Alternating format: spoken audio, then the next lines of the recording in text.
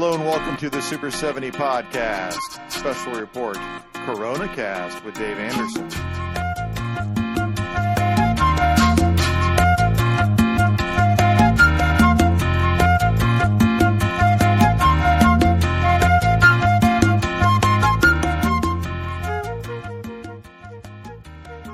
Hello everybody, thanks for being very patient with me and tuning in after such long absences.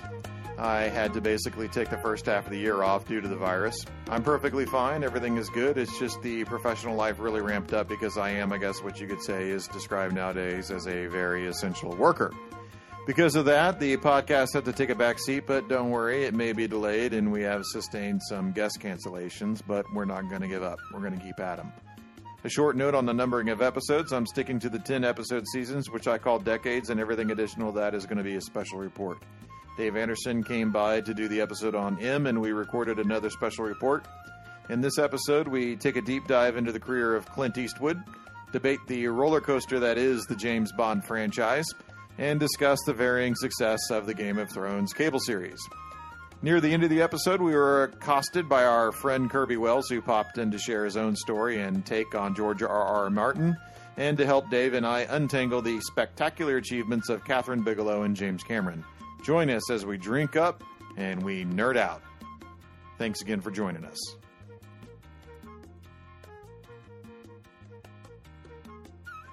And we're back. What are the rules with music and podcasts and the internet? Can you play like music that's commercially available for a 10-second snippet, or is it 0? I think it's 16 seconds. 16 seconds, okay. However, Rosalind McPhail, who is the artist that I use for the Super 70, is a friend of mine, and she and I came up with a handshake deal. Oh, yeah. Which she allows me to use her music pro bono. And I'm not saying you should change it. I was just curious. Because on a lot of podcasts or other things, you hear either, not commercially successful or and I just don't know what the rules are. Because there are certain, that's why I was curious. I figured you probably had an idea, if not knew completely. Yeah, I had to research it before I did my first episode because I knew that I wanted to have music as an intro and an outro, Ausgang, since we're in the doing M for German cinema. Look at you. Yes. You're bilateral. I somewhat sprechen Sie, yeah. But there were other podcasts like Kevin Smith, obviously, he can afford to hire whoever he wants to hire. Right. I can't remember. MC Chris, I think, did his one for Smodcast, which is a hugely popular podcast. I don't have that kind of dough. Mike, don't ruin the illusion. Yeah. Mike Duncan, who has still to this day one of the most popular podcasts ever, The History of Rome, which still leads like every year in terms of downloads. You know, he's been done with it for over 10 years. He's literally selected a pre-loaded guitar and played the first 16, 20 seconds of it right out of GarageBand because he was using GarageBand like I do. And that has become very emblematic and very famous of pretty much all history podcasts since. That's been kind of like the standard of what you should do is you should just get something that Apple has told you is free already. Oh, okay. Right. And it's a pretty clever solution. Yeah, and there's like 1,000 things that I could do, or if I wanted to, I could mix one myself, but I have no musical talent whatsoever. I have not played guitar in 30 years, and I just can't. Just not your gig. Just not my gig. So I thought about who do I know that are musicians, that are recording artists. And you knew not to call me. Right. And I knew very few. I knew 2, and one is a relative of mine who hasn't recorded anything in 50 years. And the other one records quite often. But she's not a big artist. Rosalind is a indie artist who primarily works out of Newfoundland.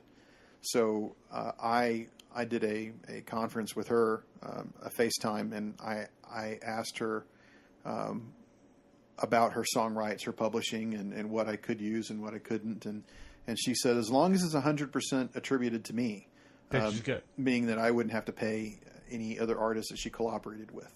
Okay. Yeah, and she said you can use anything you want. So I went through her catalog, which is not too extensive. Now it's better. I think there's five or six CDs. They're all on iTunes, and I'm a big fan of her work. And I think that she does... Just authentically. Yeah, I think she does marvelous stuff, and she works with a flute.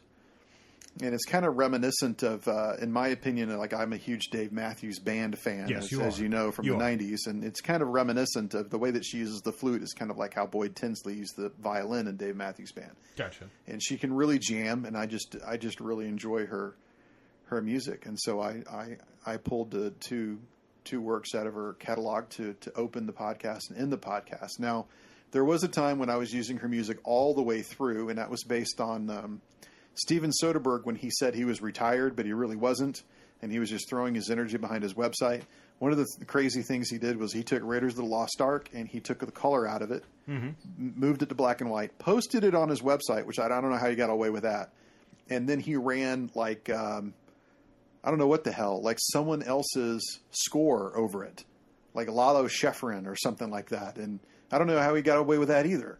But he did it, and his idea was, look at the image totally removed from the sound that you're used to, and look at the mastery of what Spielberg was doing. And so I thought, well, that would be neat to do in the commentary cast as people are watching it, is just fill their sound with not just a commentary, but with music in the background so people can distantiate themselves from their vision. And it wound up being, first of all, the biggest fucking hassle in terms of post-production. Right. And then when I played it back, there were times when the music going through the processing to the MP3 was coming out louder, and it would drown me out. So that's anti-objective. Right. And then it just seemed like I had to compete with it.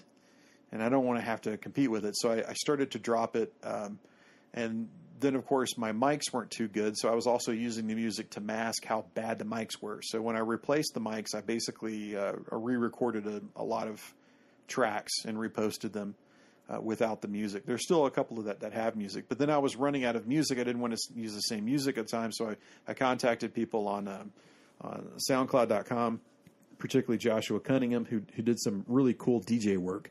And I asked him if I could use some of his, and he said, no, absolutely, that's fine. And so I linked it. And as I removed his music, I took his contributions off the text of those particular podcasts. But there's still a few that he was on. So for those of you who are interested, Rosalind McPhail and Joshua Cunningham, you can find them at SoundCloud.com. And you can find Rosalind's music on her website, RosalindMcPhail.com, and, of course, on iTunes. So that's long explanation. It's not really long. I was just curious. Question. Yeah, I appreciate that, and hopefully it gets her a little bit of additional exposure. I hope so. Yeah, she's really she does not live in Toronto. She's not in the industry, so they say, as far as living in New York or Los Angeles. And Newfoundland is like, oh my God, the music scene out there is crazy in terms of, it just seems like 9 out of 10 people know a musical instrument. And every Friday night, or every weekend night, it's crazy. Every night that I worked there, somebody was inviting me into their home to play a guitar or an accordion or something. It's just a very musically inclined place. And she's kind of like a fish out of water. Like, she's a mainlander. She's from Ottawa, I think, or the GTA. And so she's kind of inserted into this very strange East Coast Newfie culture, right? Which is an interesting mix. It is that. I mean, it's an interesting place, and yes, I rather enjoyed it. I don't know if I'd want to live there myself, but I certainly enjoyed visiting. I fucking love Newfoundland. Yeah. Newfoundland is phenomenal. If I could afford to live in two countries, I would very easily. I will either that or Calgary. Because I dig Calgary, I dig Banff, I dig the whole Rocky Mountain thing. But Newfoundland is very seductive. I have no intention of putting myself in that type of weather purposefully ever again. Excuse me. At least not full time with no option to escape. Right. Do you have a book? I've got notes. I've got, just like before, I've got some very leading questions. Gotcha. To bounce off of you. Because we'll start. Freeform. Why is M so good? I think a lot of it goes back to what I was thinking in that it is a modern... Well, no, it's not modern. It fits in the modern sensibilities, which indicates that it's somewhat timeless. And it's kind of like Jules Verne, right? It's a relic from the past that is objectively and inherently just entertaining. But it's so well done that there's pineapples in the English version. There were not pineapples in the German version that I recall. But we still have the English language version of M playing in the background. That's right, and it's fascinating. Now. It's so much more visually dynamic. It's in color and everything. But I think it's one of those where, since it is so well done that it just transcends any particular time frame, that's why it's good. Now, how does it get to be that way as opposed to just, quote, good? I'm not sure. If I knew, I would probably, shoot to be a incredibly successful film director or creator myself. But I think a lot of it is the performances are, aside from Laurie's, they're not overly remarkable, right? I mean, they're solid. But there's nothing showy. The story is very straightforward, but that doesn't mean it's not compelling. So I don't know if I can definitively say, with the obvious exception of the framing. Right now, like you said, we're watching the English version, that some of it was certainly not put together by Fritz Lang, and that is just a little bit less expertly done. It's just one of those that... So what's the difference between one of your favorite rock and roll bands of all time and some bar band? Bar band's totally fine. Like them. Listen to them all the time, every Friday. But, there's some that just transcend because of that thing, which is hard to identify, which is why not everybody gets to do it. What do you think?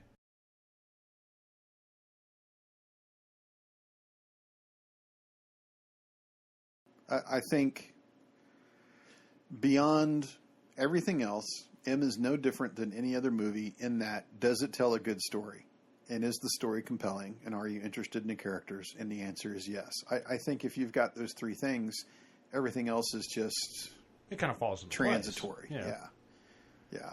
And to your point about the actors, it kind of reminds me of Sergio Leone, who he just grabbed people who just looked interesting. Yes. And he put them in the film. There's a lot of people in M that look different. Not necessarily interesting, but they're different. So even though it's a foreign language film, you can very easily distinguish everybody in it. True. I mean, this is not a film full of anonymous people. That's for sure. Right. So it's like the anti-Alien 3 in that regard. Yeah. There's an element of M. It's highly stylized. Like we were saying before about the camera tracks, the push-ins, the overheads. And, you can go on and on and on about visual style. And not every film has to be Murder in the First. I think that's the famous one with Christian Slater and Kevin Bacon that's shot on Alcatraz. And there's lots of fucking booms and camera tracks. And after about an hour of that, I'm like, just... enough. Put it on a tripod, please, and leave it there. Everyone talks about, everyone. Many people. Fans of cinema really emphasize camera movement as part of technical skill set that is attributed to a good film. And I don't think that necessarily just moving the camera makes it a good film. No, certainly not. But it's one of those things, if done well, it certainly enhances the experience. Right. And I'm sure there are examples of movies that don't have some kind of dynamicism in the camera, some kind of movement. But I can't think of any off the top of my head. Well, I mean, Murder in the First has dramatic camera movement, very highly stylized, but I wouldn't call that like an exceptionally... No, but is there well done film? Is there an excellent movie that doesn't have that? That's devoid of that. Just off the top of my head, a famous example, which is probably controversial, is Clerks, where that camera barely moves at all, but that film has a very loyal following. But is that a good movie? Oh, I think Clerks is a good film. Yeah.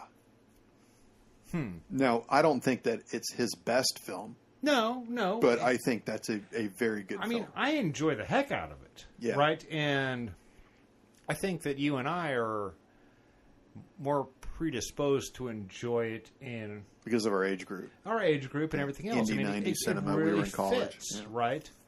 But is it a good movie? I mean, if you showed... not somebody who's going to be offended by the content and the language, but just your random person. Would they be bored or would they be entertained? I mean, if you're over, 27? And you saw it for the first time, you probably wouldn't like it. Well, my uncle, who was in his probably late 50s, saw Dogma, and he hated it. And he hated it? Yeah, he just absolutely fucking hated it. Right. Yeah. And I get it. I kind of get that, but I mean, that's... Clerks is one of those things where it's a portrayal of a specific time frame in people's lives. Right? At least I think. Right. I don't know. I mean, but Clerks is definitely shot. It's kind of amateurish. And that's not one of those things that says that is damned. It's like, fuck this shit. Well, Sex, Lies, and Videotape doesn't have a whole lot of camera movement in it. And a lot of people look at that and just rave about it. Well, that was definitely Soderbergh is definitely a better filmmaker than Kevin Smith. Oh, yeah, no doubt. Yeah, and Smith would be the first one to tell you that. He would be the first one to tell you a lot of things. But, I mean, holy crap, he will not say nothing. Yeah, it's hard to get him to shut up. Oh, my God, it's kind of exhausting. Him and his 37 podcasts. He's prolific. Yeah. We'll give him that. For sure. Well, he's got his own brand. Yes. And his brand is successful. That's his job. His mortgage. And that's not a problem. It's almost like, I don't know. I'm a fan of his, but even I have a limit. Right. But he seems to have created a product which is critic-proof. It is, absolutely. It is absolutely critic-proof. Because his fans, and that will include me, will go see his shit knowing full well... It's going to suck. Or it's not going to have the same level of, like... How was the latest one? You saw that. Yeah, I saw Reboot, yeah. And I mean... Was it his worst film? Like, I'm trying to think what is his worst film, and then Jay and Silent Bob Strike Back. You were not a fan of that one? Oh, God, it's terrible. Okay. So, by that definition, Reboot would be his worst film. Because it was definitely not as good as Jay and Silent Bob Strike Back. That's not encouraging. However, I did not think that... But I didn't see Tusk. I didn't see Red State. Okay. I didn't see Cop Out. Well, right. Oh, well, Cop Out has to be his worst film. Okay, so that's his worst. Holy shit. But you consider that his film? Using quotes. Yeah, I think that Cop Out is definitely his film, and I think that Cop Out is his worst film. However, I will put this caveat on it. If you are a Kevin Hart, was it Kevin Hart who was in that? No, it was Tracy Morgan. Tracy Morgan, who's great. I love Tracy Morgan. If you're a Tracy Morgan fan, you will love Cop Out. Fascinating. I really think that. And I might try to watch it then. And I think it's kind of like if you're a Medea fan, you're going to love Medea. Okay, that's fair. Right? Yeah. And if you're an Eddie Murphy fan, you're going to love it. Well, yeah, but I understand that movie isn't really when you think Kevin Smith, you have a pretty specific, checklist of things it has to be. Yes. Right? And I've heard, not that I've seen it, that it doesn't really check all the boxes. I would say that. It's not a typical Kevin Smith film. Right. It's probably the one outlier as far as not really like his other films. Right, because you've seen all of his movies, right? I have. Have you missed any? Yeah, no, I don't think I have. I think I've seen everything, yeah. It's one of those that I understand, but like I said, not seeing, because once it got to... Jay and Silent Bob Strike Back, I think, was the last Kevin Smith movie I saw. Oh, wow. I think it is. Yeah, so there's a lot left out, yeah. Right. So, because I remember going to the movie theater and said, okay, I'm just done. I'm just done. He had a good run. And I'm not... No, the Clerks 2 came out afterwards, right? Yeah, it came after that. So I saw Clerks 2. Yeah.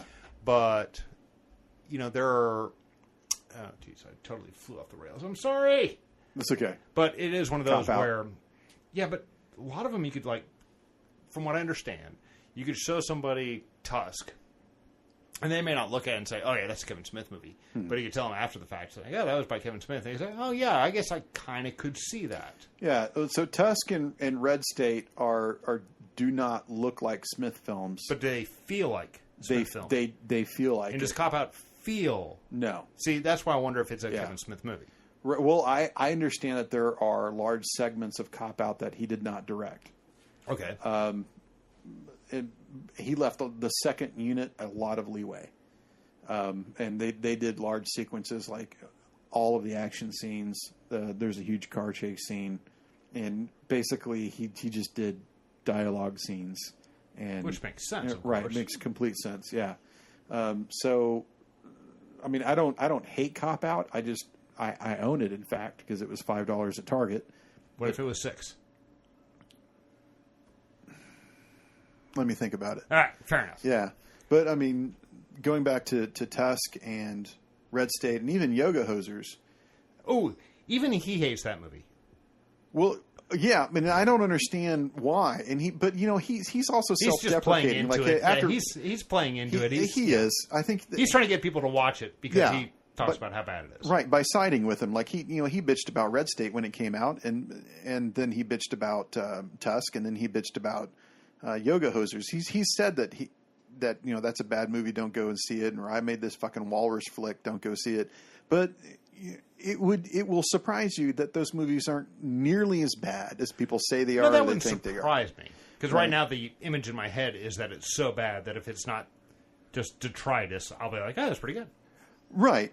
I mean, particularly those three films, because they are so different from each other. Right.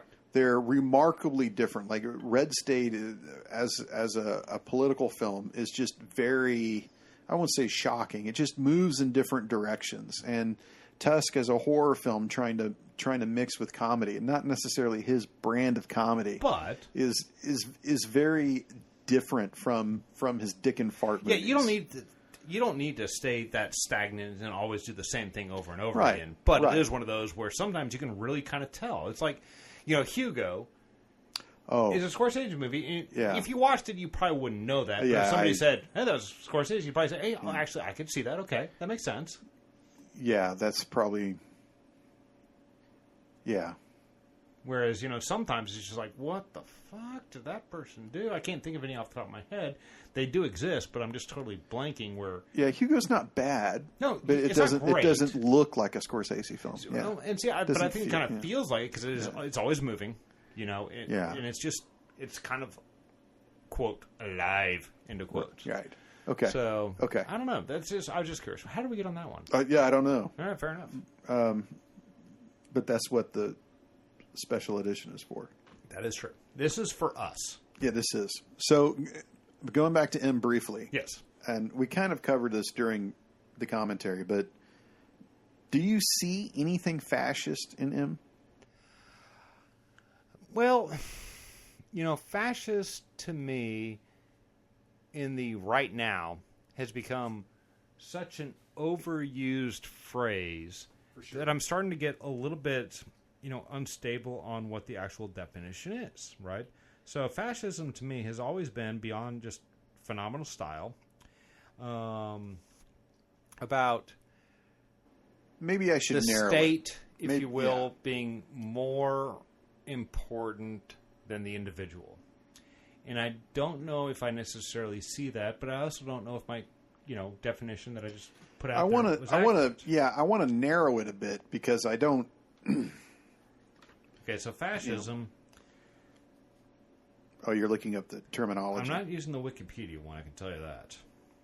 Find the Webster. I'm going to use the Merriam-Webster, and that is...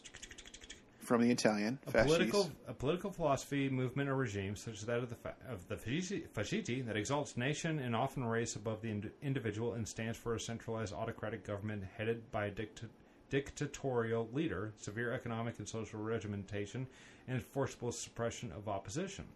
So, by that definition, no.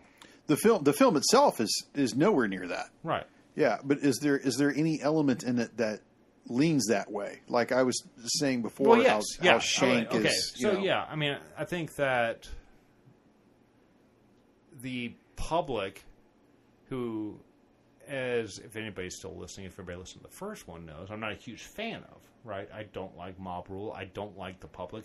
Not saying I don't like people. I just don't like masses of people because, there's the whole thing from Life of Brian. You must all learn to think for yourselves. We must all learn to think for ourselves. That it's like, that's kind of the way it is. And that's what enables fascism is just this, monolithic one think. We're, okay, this is what we're doing. And that allows those people who are assholes to do anything they want to do. It's dangerous. Yeah. I can't think of a single thing off the top of my head, which means I'm wrong, of course, that it greatly benefited society. I mean, usually one think is the worst thing possible. So the answer is kind of? Question mark. How about you? I mean, other than Sheng's character, no. Why'd you ask the question? Oh, okay. Wanted your opinion on it. That's fair. I was just curious. Yeah. Why do you like him? The police procedural perspective? I suspect it probably is. I try usually not to think about why do I like things. I generally don't like to evaluate why I enjoy anything. It doesn't make me feel very good or very smart. So that goes back to the Big Bang Theory of I don't need a reason to like the things that I like. I just like them when they're complaining about. I've never seen that show. But it is one of those where I think that's pretty accurate. Yeah. Well, I had never watched the Big Bang Theory. I just saw that clip on something. My wife is a huge fan of it, but pop culture is a large segment of the show, and they were complaining about George Lucas changing shit in the special editions, and that's what this guy was. And I don't remember which character it was, but that's what he was saying was I don't need a reason to like the shit that I like. I just like it because I like it. Yeah. And I think there's a lot of truth to that. I mean, I watched the. I insisted to the family that we watch the Nice Guys again last night. Oh yeah, I still haven't seen that. Yeah, I know. Oh really? I know. Yeah, I still. Oh, that's totally up your alley, I suspect. Yeah, I have it. I just haven't seen it. Oh wow, that is okay. So I have a lot of stuff that I need to see. Yeah, but that one's really, really entertaining, and I don't know really why I enjoy it so much because everybody's an asshole, It's just full of terrible people doing kind of mediocre to terrible things. And, Shane Black is kind of a pariah, it seems like. Yes. Anything his name is associated with is just like, he's terrible, he's misogynistic, he's this, he's that. And I say, I fucking love that movie. And I don't know why. Actually, I do know why. Because it's just legitimately, objectively funny. There are things that happen that I couldn't imagine myself ever thinking of. And that's probably as much as anything. The things that I like are things that I could never really imagine myself. That's always the thing we always hate, right? Is when you go to a movie or you watch a play or you listen to some music and you're like going, that's kind of... I mean, I can't do it, obviously. But this isn't anything that I couldn't imagine the best version of myself doing, right? The Foo Fighters are a great example. I should love the Foo Fighters. It's catchy. It's hard rock. Dave Grohl seems like by far the coolest motherfucker on the planet to hang out with from at least a musician standpoint. And it just, to me, falls flat because every time I hear it, it's like, okay, I know I can't make this music. But it's like, I could see if I put in the 10,000 hours, this is the best I could do. And there are some bands, you've got this list or this image of... Oh, my iTunes like there's wallpaper is taking over because the computer's in sleep mode. And there's Wilco's Summerteeth. And that album is full of just music I never could have imagined until I heard it. So I think that with M is one of those that, at this point I could imagine it because... it established cliches in a whole subgenre or two, right? But it's so professionally done and so just interesting to me from the visual component as much as anything that I just find it eminently watchable. Well, and not to bash things that aren't professionally done, because we just talked about no, how there we are like things Clerks, there are things that are not professionally done that I love too. A lot of porn is not professionally done. Yeah, and then some of it I like. Yeah. And I like Clerks. I do like Clerks. And it's not professionally done. Not at all. Not at all. That's part of its charm. That may be all of its charm, actually. And then 37? Or how many was the number? Yeah, it's 37. It's 37. Yeah. It is 37. Yeah. So I went to the Scum and Villainy Cantina. Yes, I would love to hear about this. Yeah, and I took my son, and I think it was the week before the governor of California instituted the shelter in place. It was the Friday before. Dave, and refrain from speaking. Okay, done. Yeah, I pulled that off. Thank you. Yeah, we're not going to get political on this show, other than what film is. Right. So I got to do that too. So anyway,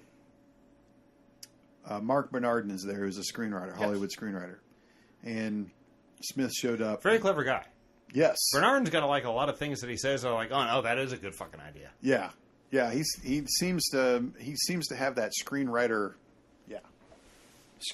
point of view. Yeah, but I've heard him on that show where he will come up with ideas that are like, oh fuck, that is a good idea. Oh, you mean the Fat Man on Batman? Yeah, yeah. It's like, oh, that is a really good idea. Well, and he's writing for Picard now.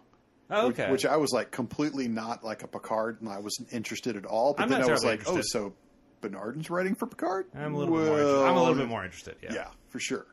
Anyway, so Smith comes in and he's wearing a jersey. He always wears hockey jerseys. Yeah, and he had. I've seen it before on, Twitter. Eventually, when he shows up, and he will, if you surf Twitter for longer than 5 minutes, eventually you'll see him. But he had the number 37 stenciled as like a jersey number on his shirt. That's clever. That was okay. That was pretty good. Yeah. Good callback. For sure. Okay, moving on. Yes. When we did our first special report. Yes. Last year. Oh God, time flies when you're on quarantine. On their first, yeah. So, God, what was the first episode we did? Terminator. Yes. We actually brought up the 1918 influenza on that episode. Oh, did we really? Yes. And we were ramble talking. How prescient are we? We were rambling on about nothing for about 30 minutes. And I thought it was longer than that, but okay. Before that topic came up. And here we are, dealing with a pandemic. And that's not near as severe as the 1918 Spanish flu, but, whatever. Right, yeah. And again, we're not going to get into that. Opinions or politics. We're going to get into opinions, but not on that particular topic. So this is what I wanted to relate that to. Again, my son and I were in California. Yes. Yeah, and the whole thing shut down. The whole thing was shut down that Friday, if I remember correctly. The previous Tuesday, we went to Paramount. And Paramount in the lobby, when we registered for the tour, they had the history of Paramount Pictures up on the wall. I guess there were about 70 or 80 pictures. And each one had a little plaque beside it explaining who the person was in the picture and their contribution to Paramount or the thing or whatever it was. And they had one of Adolf Zucker, who was the founder of the company that bought Paramount and then took Paramount's name. It was his idea to create the 36 stars, which is a super cool logo. It is, yeah. I bought the T-shirt in the gift shop just like everybody else, and it said that during one of those plaques said during the 19 pandemic, all the theaters were closed, of course. Zucker sent people who worked for him all over the country under shell company names, and they bought up most of the country's theaters. After about 10 months, these guys were hurting. Oh yeah, and they needed They're to ready offload for something. Yeah, right. And so he didn't do it immediately. He didn't do it after 6 months. He waited until it was almost a year, and he sent them out to buy up the theaters. And then after it was all said and done with, Paramount owned most of this nation's movie theaters, which then necessitated the whole breaking of that. But go on. Well, it first of all, it vertically integrated. Right, but they broke Paramount. They broke it in the 50s. Okay, it was that late. It was that much later. It was the 50s when they came down and said you're not allowed to own your movie, and that coupled with TV, like it was just a matter of time before the golden age of Hollywood was over. So Zucker was the first one to vertically integrate it, and the other thing, is a no-brainer. Super smart. It was ingeniously smart. Even as I was reading it on the wall, I was thinking that is so evil, but it was such a good move. Well, it's not inherently evil. Oh, it's not inherently evil. What do you do with it? Maybe evil, but it's not inherently evil. I think it's the percentage that's involved. It's troubling. Absolute power, absolute corruption, but it doesn't necessarily. But it forced, in and of itself. But it forced people like Jack Warner to come out of Burbank and go to Zucker's place and say, "Let's make a deal," because you couldn't see a Warner Brothers movie unless you talked to Adolf Zucker, who's your competition. Super smart. It was super smart. Yeah, but eventually, all the theaters were. It all worked out. Yeah, it all worked out until there's none left. Right. Should totally buy a movie theater. What is the future of the movie theater? Oh, I think the future of the movie theater is robust. I think it'll work out, but I don't know when. It's like, how many times has the death knell of something been sounded that eventually is, looked back as a footnote? And I suspect that the movie theaters are going to be very similar, if not identical to that, because there's a couple things. People need to be together. Not all the time. Look at all the divorces that happen. But we like, the communal experiences. And concerts, movies, things of that sort are, I think, to a certain degree, critically important to the human experience. So I think it's one of those that everything eventually will come back around. Kind of like I also think that $100 oil will come back around as well, right? So I may be an idiot, and some people out there are saying yes, and I already turned you off. But I do think that it's kind of an inevitability that, it will come back. It will probably not be, quote, stronger than ever, but it'll probably be a viable and critical component to our entertainment. I mean, there's going to be something, whether it's Avatar 2 or Avengers, this time it's personal, or something you and I haven't even thought of, that will bring people out. And there will be some billion-dollar monstrosity that makes us all forget how it was like when nobody was there. So that's my gut feeling. I mean, I love movies at the house. I have a nice sound system. I got a decent-sized TV. I got almost anything I could possibly want to see. I would much rather watch most of these things in the big, loud, comfortable, give me a beer auditorium with other people. Because movies in and of themselves are my favorite part is the communal aspect afterwards. Getting together and talking about it. Yeah, getting together and talking about it. That was awesome. Oh, that made me think. Oh, man, that was fucking the worst. All that stuff, that's kind of part of the reason to go. What are your thoughts? Well, I'm really concerned because of the situation that we're in and it being banned. But is it different than what you were saying with the 1918? No, it's no different. Thank you. And it came back from that. Of course, there were less options then, of course. But, right? Yeah, there were. It was a more uncertain time, I would say. Right. But there was no internet. Right. And there were no TV in the homes. There were no DVDs. There was no streaming services. And that's where my inherent fear. Now, I tell you that I have digital films. Right. And I have access to streaming services on my phone. I never use them to watch movies. Oh, I never watched a movie on my phone. I couldn't imagine it. It does not appeal to me to watch The Departed on my phone at all. I don't do. It's very difficult for me to watch YouTube on my phone. I was about to say, I don't like watching YouTube on my phone. I don't do it. And so part of it is I mean, I don't want to go over just obvious ground, but there's something special about being in that structure with that enormous screen in front of you and being, in a sense, invited there. Oh, yeah. To take part in something. And you're looking at your phone, you're just not, it's not the same. And my TV is not big enough to take over my entire field of vision. And there is that, sensation of having your entire focus occupied by something like that. So I don't know what the answer is. My hope is what I stated as opposed to what I know. That's what I'm hoping. And I suspect I'm right because it makes me feel a lot better if I'm right. Did you check Box Office Mojo for last week? Oh, God, no. You know it came number 1? I have no clue. Some movie I never heard of. Do you want to know? Yeah. Jurassic Park. I've heard of that, actually. Yeah. Okay. You know what number 2 was? Back to the Future. Jaws. Oh, so we're big fans of getting eaten.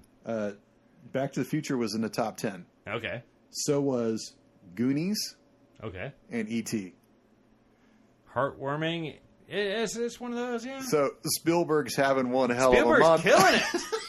Spielberg is killing it. He had 5 in the top 10. Is Spielberg the most important filmmaker of all time? Oh, man.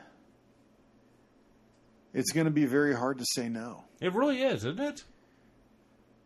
And I have noticed I want to say like an anti-Spielberg bent. Yeah, but nobody wants to say... Nobody wants to say... Nobody wants to say Spielberg is my favorite director, but... Right. Why not? The guy's incredible. Even his later stuff. What's the worst movie he did? 1941? Yeah. And that sucks. It sucks. But it doesn't suck as much as so many other artists.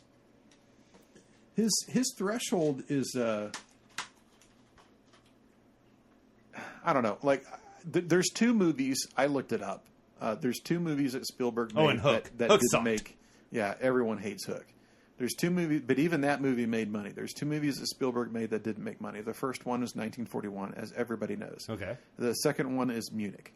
So okay, that makes sense too. But it's one of those situations where if you don't have the baggage and you watch something in a vacuum and you're unaware of politics around it, then you just don't know. So I watched that with my son. I don't tell him the whole history of things before we watch it. I just let him see it walking in and seeing it. He had the same experience I had when I saw Munich in the theater, which is, holy shit, that was badass. Yeah. And I like Munich. It's not a perfect film. No, it doesn't mean it sucks. But it's got some great stuff in it. And I get that there's more moral ambiguity in the film that people are not comfortable. Isn't that good though? With watching. Yeah, I think that's healthy to explore that side, and I think that's why he made the film. I can't speak for the man, obviously, but it befuddles me that film didn't make money out of all of his films. Like you say, it makes sense. It's certainly not a thing you want to throw down $25 on a Friday. Well, I did because I wanted to see some terrorists die, but that's. Beside the point. If you're on a regular, single guy on a date, it's not one of those you pick out of a, No, you definitely don't want to take the girl out there if you're hoping to get laid later. But it is one of those where, the absolute worst movies he's done, they're still competent. Yeah. They're still good. Well, The Post, we went to go see that, and I like The Post quite a bit. I don't own it, really. It's not something that I'm eager to watch again, but it's a good movie. Right. I was kind of frustrated at the beginning when the film opens in Vietnam, and I was like, "Don't do it, please don't do it." And they played CCR. Well, because that was the theme song to the war. Right. That's exactly. You must have seen The Post. I have actually not seen The Post. But you knew this song. It is, because it works. Your brain, you close your eyes and that's the way we're going to envision the Vietnam War. It's Fortunate Son and Napalm. Yeah, of course. I like both those things. Of course, it was Fortunate Son. The fact that you knew that does not surprise me.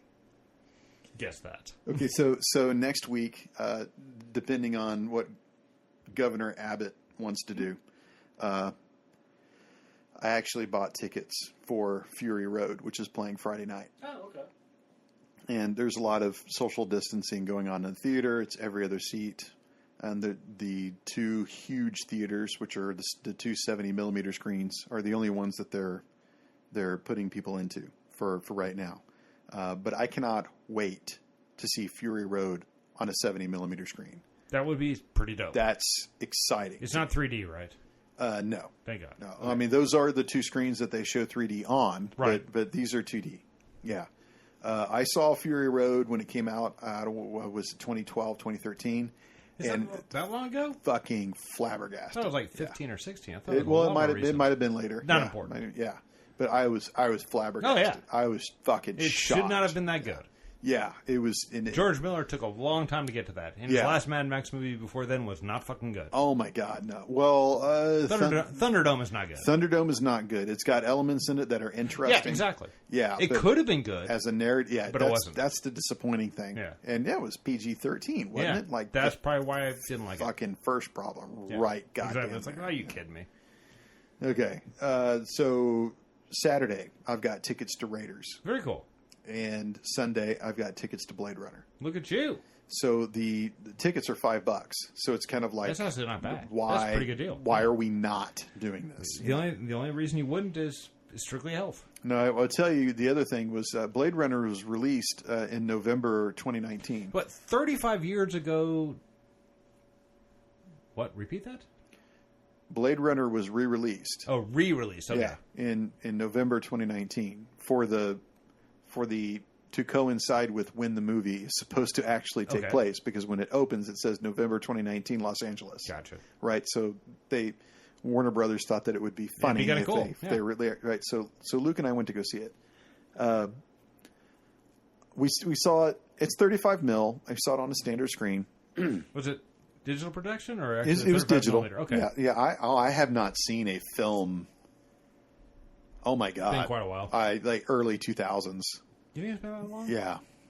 I haven't seen. It's probably more like early 2010s. Yeah. Well, I bet you they were still showing celluloid early 2010s.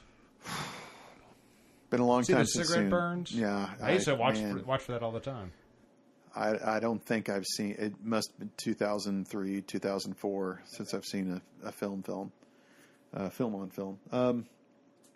Anyway, so we saw Blade Runner, the first one, and I was really amazed. I've seen that film. Oh my God. Like I can't count how many times I've seen that film. I mean, I must be in the neighborhood of 80, 90, 100. No. Yes. There's no freaking way. I have seen that film on videotape, on Laserdisc, on DVD. I have seen that film on TV. I have seen that film a lot. Like it rivaled the only film probably that I've seen more, Star Wars. Yeah, I know I haven't seen Star Wars that many times. I've seen Star Wars and Empire and Jedi each over 100 times. You think? I guarantee you. Yes. Wow. Absolutely. That's a lot. It is, but I had, divorced parents. I'm not saying it's unhealthy. I'm just saying that's a lot. Yeah, I had a lot of videos. I don't think my son watched Iron Man or Cars 100 times, although he might have, actually. Iron Man, I'm probably in the 10 neighborhood. Well, David definitely watched Iron Man 50 times. Yeah. Okay, but go on. But anyway, so I've seen the movie a lot. I'm very familiar with it. Quite a few times. Now, this was the final cut. This was the latest. I haven't watched that one yet. I have to say, along with the continuity errors that they fixed, and it's a shorter version, and it flows better. They did some CGI work to help the narrative, the stunt woman's face and all of that. That's not necessarily terrible. No, I think they did an excellent job. But it is by far my favorite version. Okay. You're not distracted by all of the bullshit of all the like the one spinner that came down. You could clearly see the wire. Right. You're not distracted by all of that, and so it flows better. You can argue about the narrative, but anyway, the thing that really I don't want to say shocked me, but the thing that I noticed the most in every single shot was the color. Oh, I believe that. The color of the film really, like I remember it being dark. It's a neo-noir. It's But it's it's also colorful. It's very colorful, and it's something that I did not notice in the VHS or in the DVDs or the 100 times that I watched it, but I noticed it in the theater. I was like, oh my Lord, this is a very colorful film. Oh yeah, I believe that. That. So I'm going back on Sunday. That's cool. That'll be fun. Yeah. And if you get a chance, they're playing other stuff too. I'm just not interested in it, like Mean Girls and stuff like that. Yeah, I can see that. Okay. Dirty Harry. I mentioned before that the boy and I rewatched all of them. All 5. Yeah. I don't know if I'd want to watch any of them besides the first one. Really? I don't think I would. The first one is very much it's an experience, right? The first one is like, it's not a pleasant movie. I mean, it is ugly. It is violent. It kind of really fits perfectly into this mythos, right? And everyone afterwards, it kind of progressively turns him into more of a cartoon character. Oh, really? I think so. You know, don't get me wrong. I mean, I like them, but it's one of those that I don't know if I'd want to watch them again. The first one is a shockingly brutal, kind of grimy film. It's sort of a spiritual successor to, Bullet and, other things of that ilk. I don't know if it came out before French Connection, I presume. French Connection was 70? So it's probably a little bit afterwards? Dirty Harry was 71. Okay, so kind of the same time frame. And it's kind of like that, right? It's a kind of a gritty and ugly. And I mean, the last one, of course, has Jim Carrey, which makes it super dope. Because Welcome to the Jungle. Yeah. And I like that. The Deadpool. But it's a terrible movie. At least that's my recollection. I only saw it once. I saw it in the theater. I walked out and said, man, I didn't like that. I mean, I liked it, but I didn't like it. But, I mean, I think he's a really interesting character. Harry is. Yeah, I think he really is. He's what people want to be, but don't want to exist. Everybody wants to be Dirty Harry, but nobody wants to have Dirty Harry out there. It's like, don't want to do that. He's not dissimilar in some regards to Batman. It's like, you're a lunatic. But it's pretty cool to watch it. Yeah. But I'm sorry, I just rambled on there. No, that's the opinion that I wanted. What was your opinion on? Well,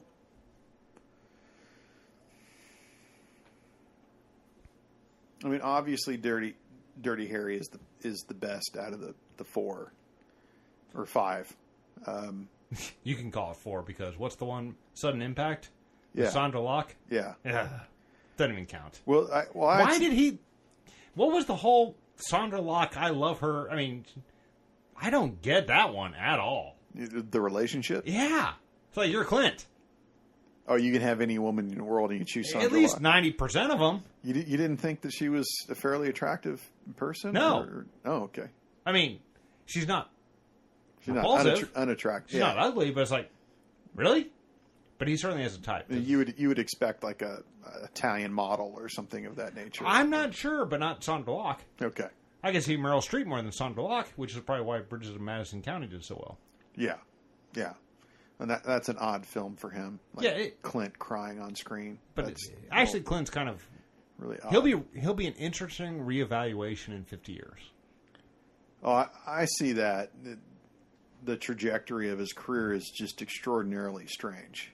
It's very strange. Yeah. It's really remarkable. Yeah. It's actually worthy of a lot of deep dives. It is, and it's kind of weird. Ooh, yeah. I know who Sandra Locke is.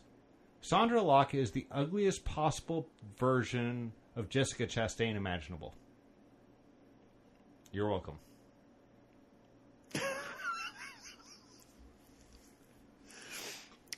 Okay, I'm going to have to... move on. Yeah, I'm going to have to move on that. Okay, so... First of all, getting back to Dirty Harry. First of all, like I oh, that was the point. Sorry. Yeah, that's okay. I knew and have known that Don Siegel directed Dirty Harry, and he directed Clint and a number of things. Escape from Alcatraz. Good flick. I think there's another one, and I actually covered a Don Siegel film on the Super 70, Invasion of the Body Snatchers. Good movie. Is a great film. It's got a lot of style in it. Kevin McCarthy is awesome in it, and I find it amazing that really I think that's Don Siegel's best film, just in terms of the quality, and it's the lowest B-movie grade film that he ever made. There's almost no visual style to Dirty Harry or any of the Dirty Harry films, and the more Eastwood movies I watch, the less visual style I see. I think those two films that he made about Iwo Jima, Flags of Our Fathers and Letters from Iwo Jima, had the most style in it. When you say style, how do you define that? A shooting style which helps the narrative along. Okay. Dirty Harry seems to be shot, and all of them seem to be shot. Wait, I mean, we're looking at two different things, right? Because are you talking about Eastwood directed films, or just that he's involved in? All of Eastwood's films have a lack of style that is shocking. Like, okay. I mean, even Play Misty for Me, the Eiger Sanction. He didn't direct the Deadpool. He directed Sudden Impact. That film is after the first hour, it's horrid. Oh, I don't doubt that at all. Yeah. Now the first hour, it really packs a punch, and unfortunately, it's really setting you up for a huge failure. Now there's a huge character change in Harry, which is kind of strange for Harry's character, and if you don't like it, then I guess you don't like that film. But whatever. But it just everything just looks like. I don't want to say there was no thought in where to put the camera. No, it's kind of remarkably. It's kind of flat. Yes. It's almost TV-ish. Yes. Almost. Yes. TV from like the 90s or 2000s. Or 70s. Yeah. Well, nothing's... It's certainly a step up over Three's Company.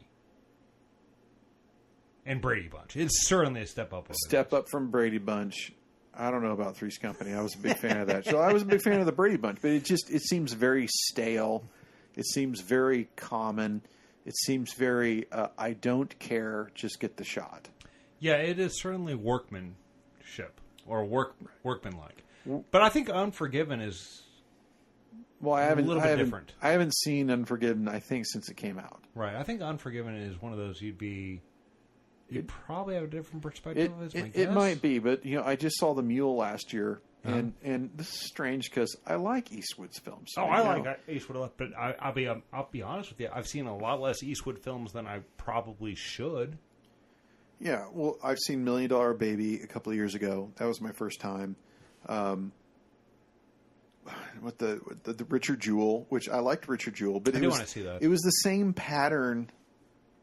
He's definitely got American Sniper. It was the same pattern of just extraordinarily truncated filmmaking of okay, we're here, turn the camera on, do it, and do your thing. He's very famous for like first take, second take, and move on. He's the anti-Fincher. Right. And that's not inherently bad. That's not inherently bad. It just does not seem like he takes very much planning at all. Considering what we just watched. Or it's one of those where he knows that the movie's going to get made in the editing room. Yes. It's quite possible. I don't know. The other aspect of it was that I was kind of unfamiliar. I watched I don't know how many documentaries on Clint Eastwood and Dirty Harry and the whole phenomenon, because they're on every disc there's like one or two documentaries. Oh, yeah. But he and Don Siegel had this relationship, a mentor-protege relationship dating back to Rawhide, where apparently Siegel directed a couple of episodes when Eastwood was playing Rowdy Yates on Rawhide. Yeah, Rowdy Yates. Exactly. Yeah. And Eastwood picked that up and then ran with that sort of school of thought or that mode. And people were comparing it to John Ford and John Wayne, John Huston, Humphrey Bogart. I was kind of thinking, I don't know, like maybe, I mean, what is a modern day director schooling another modern day director? What could you relate that to? Scorsese and De Niro. Well, De Niro doesn't really direct. Well, right, but Eastwood was a director. So people saying John Ford and John Wayne, well, John Wayne never directed anything, right? And Humphrey Bogart didn't either. Who, brain lock. There was actually one that came to my mind. I was thinking about a director who schooled another director. Yeah, and I actually had one. Oh, shit. We're going to have to table it, but I think there is one. Well, I know, like, Milius became a director, and he had worked so close and so long with Coppola. Right. Right, but I can't say that Milius took a lot from Coppola's playbook. Not obviously. Milius, by the way, he wrote Magnum Force, the second one. That doesn't surprise me. And I listened to that commentary. Yeah, you're saying it's bug nuts crazy. Oh my God, that man is crazy. Yeah. But fascinating. And I won't say that he's wrong. He just says stuff that's kind of, just a little bit unexpected. Yeah, like don't you wish there? Because Magnum Force, for our audience who may or may not know, is the opposite of Dirty Harry. It's the other side of the scale. So Harry tries to stop a group of cops who have turned themselves into some sort of star chamber where they go around being judge, jury, and executioner for a bunch of crooks that have got off from the system, and everyone knows that are guilty. And so it's Harry, who's the Punisher in the first film, is now on the other side of the argument of trying to stop something that he knows is extra legality, that's completely illegal. And Milius was saying stuff about, but don't we need these Latin American paramilitaries to go around taking care of shit like this? I mean, don't you want someone like that taking care of people like Kenneth Lay and Jeff Skilling and in a perfect world, yes. It's just sort of John Milius like condoning murder on a audio commentary is unexpected. It was very unexpected. I bet you're very glad you have that copy because I'm sure it will be pulled from shelves and not available anymore. Possibly. Apparently, he did it a long time ago. Milius, there's a documentary on Milius called Milius. It was actually produced by Scott Mosier, which I think that you'll find very funny. It's unexpected. Yeah, and it was a very eye-opening documentary, and not what I expected in terms of the man or the career, and I didn't know anything about his personality. I don't know anything about it. There's a very hysterical story about how Coppola had brought him in during the ADR for Apocalypse Now, and Martin Sheen was apparently just having some problems with the dialogue, and we needed more tense, Martin. We needed more tense. Like, what the fuck are you talking about? You can't get any more tense than right now. This is as tense as it's going to get. And Milius was kind of sitting around because he had a gun on him, and it was kind of like digging into his side in the seat. So he pulled his gun out. It's a loaded 1911, puts it on the table in front of Martin Sheen, who's like this world famous pacifist. Right. And Sheen just apparently his asshole just puckered up. And gave just like the most tense performance ever. That would do it. So, regardless, that story is in Milius, I recommend you see that. Okay, watch that. All right. Deep sigh. I'm hesitant to get into the next topic. Why? No Time to Die. Okay. Has been delayed until November. Yes. If not, I think didn't get delayed again, or it got shifted in some capacity just recently. Oh, well, maybe it's one of those. Where it was supposed to come out, I think, in March. Right, but it got pushed back, and it got pushed back to November. I think it got shifted. It got shifted again. But I think it got maybe moved up a little bit. Oh, really? I think it might like a week. Because Tenet got pushed back. Yeah, but like 2 weeks. Okay. Yes. James Bond. So James Bond. In the last, you should not be hesitant to bring up this topic. This will be interesting. In the last month, Luke and my wife and I have seen all the Bonds. Gone through them all. And I remember I'm a huge James Bond fan. Yeah. I always have been. And I remember you and I having a conversation many years ago about how I said, like, if a Bond fan means that you like all the Bonds. Right. You took, which is impossible. You took great issue with that. And I just want to say publicly, for the record, you were right. Thanks. Live and Let Die. Not too good. Has got to be. Not too good. Not just the worst Bond film. It might be. But it's a horrible film. It's a bad flick. That's the problem, is that the bad Bonds are like, they're not bad Bonds. They're bad fucking movies. They're bad fucking movies. Which is hard to imagine. I think there's this base level of competency, but some of them go below that. Yeah. It is shocking. I couldn't fucking believe it. I couldn't believe that I liked that movie so much in the past. There are so many. There's so many things going on. It's hard to delineate them. Mm-hmm. First off, is Roger Moore is fucking horrible. I don't know how anyone thought that he was a good idea. Yeah, it doesn't really. It probably should have killed the franchise. Yeah. It's pretty remarkable it bounced back. It is.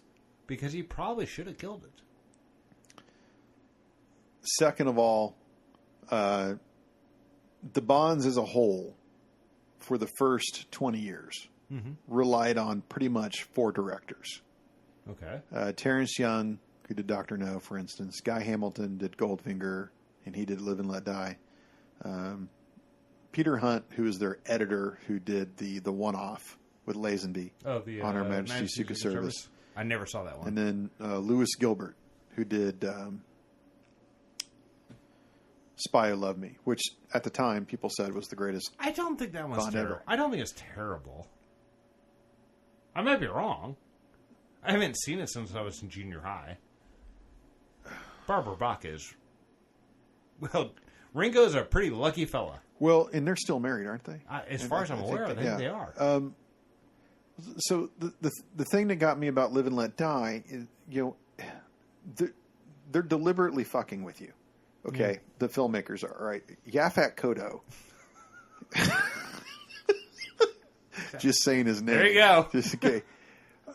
He's so charming in the film. Mm-hmm.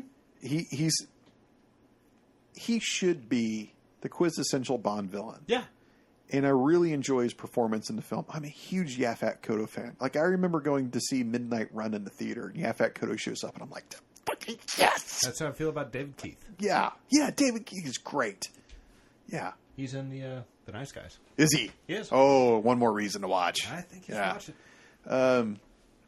Jane Seymour...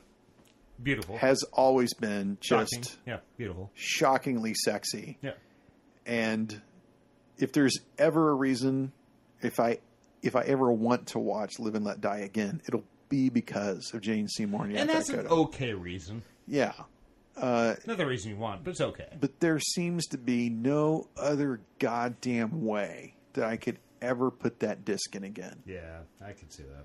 It's the music is horrible, and here's my problem with the Bonds as a whole, and like even Goldfinger. What? I do want to ask you a question. Yeah. Don't let me forget. Go on. Okay, so here's my problem with the Bonds as a whole. At least the leading up to 1980. Okay, leading up to Moonraker. There's an element of production design led by Ken Adam, who's this brilliant production designer, and he's got an Oscar. And I adore Ken Adam. He famously did Strangelove, and like the War Room in Strangelove was his, and I think he won an Oscar. There's no fighting in here.